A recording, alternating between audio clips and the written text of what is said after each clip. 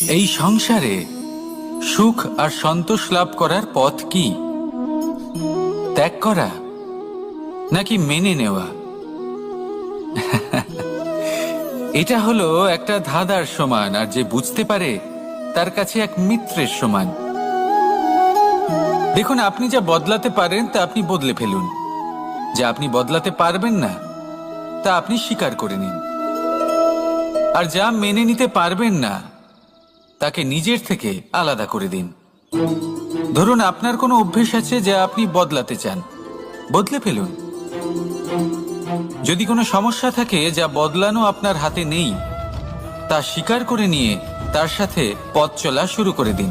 যদি কোনো আবেগ থাকে, পরিস্থিতি থাকে বা কোনো বস্তু থাকে যা আপনি মানতেই পারছেন না, কোনোদিনও মানতে পারবেন না, তাকে নিজের থেকে আলাদা করে দিন।